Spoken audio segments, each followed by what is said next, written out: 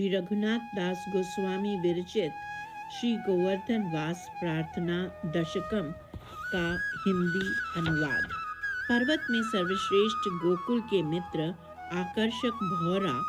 जो भगवान कृष्ण के हस्तकमल की छोटी उंगली पर 7 दिनों तक अवस्थित रहे, जिसने ब्रज को अपने गोद में ले लिया और इंद्र जैसे मगरमच्छ के प्रचंड तूफान को सरलता से दूर करके ब्रजवासियों को उनके मुख से बचाया, ऐसे गोवर्धन पर्वत की शरण कौन नहीं लेगा? कौन धर्मपरायण व्यक्ति गोवर्धन पर्वत की शरण नहीं लेगा, जिसके सुरभि गायों के स्वामी भगवान हरि के लिए लीला स्थान है और जिसके पास ही रमणीय गोविंद कुंड है, जहाँ सुरभि गुप्त रूप से नर्म इंद्र के साथ जल धारण करती थी। दिव्य गंगा ने उन्हें स्नान कराया और उन्हें गायों का राजा घोषित किया। कौन धर्मपरायण व्यक्ति गोवर्धन पर्वत की शरण नहीं लेगा, जो महान ऋषियों द्वारा महिमा मंडित है और सेरी, ब्रह्म, हर, अप्सरा, प्रियंका और श्रीदान आदि सुंदर कुंडों से घिरे हुए है, जो स्वाद, सुरक्षा और शुद्ध प्रेम देते हैं और भगवान हरि को दिव्य गंगा तथा अनेक पवित्र स्थानों से भी अधिक प्रिय हैं। गोवर्धन पर्वत की शरण कौन नहीं लेगा,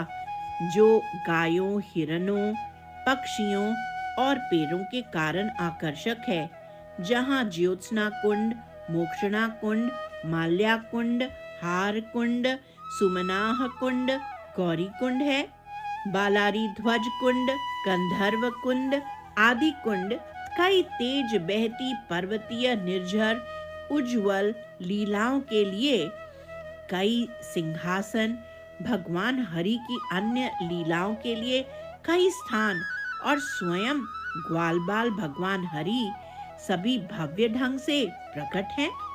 गोवर्धन पर्वत की शरण कौन नहीं लेगा, जो गोवर्धन सदैव भक्ति पूर्वक अपने सिर झुकाए हुए श्याम कुंड को धारण करते हैं,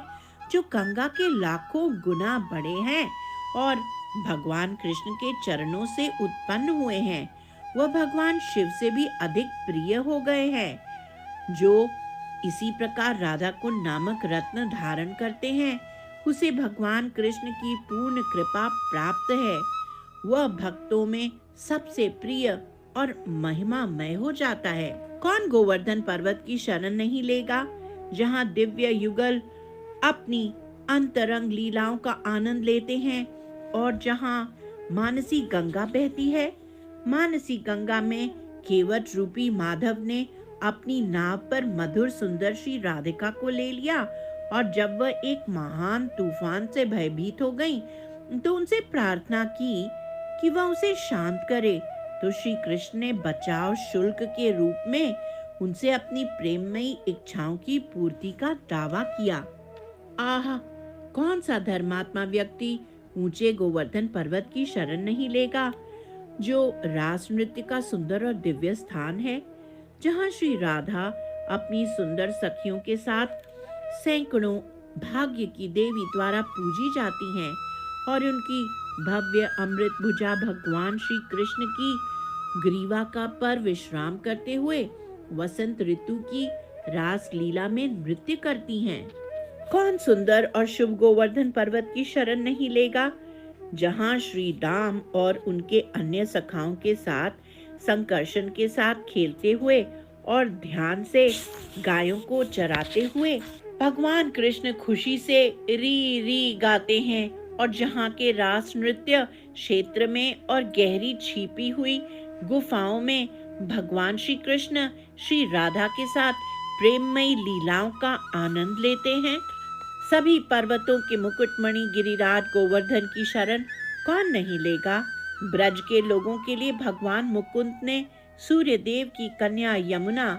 कई अन्य ऊंचे पर्वत, वृंदावन की इच्छा पूर्ति करने वाले वन और नंदीश्वर गांव की उपेक्षा की और सम्मान पूर्वक गोवर्धन पर्वत की पूजा की। श्री गोवर्धन की कृपा से उनके बारे में ये 10 सुंदर श्लोक, जो गोवर्धन पर्वत पर निवास प्रदान करते हैं, एक अंधे वृद्ध व्यक्ति के मुख से निकले हैं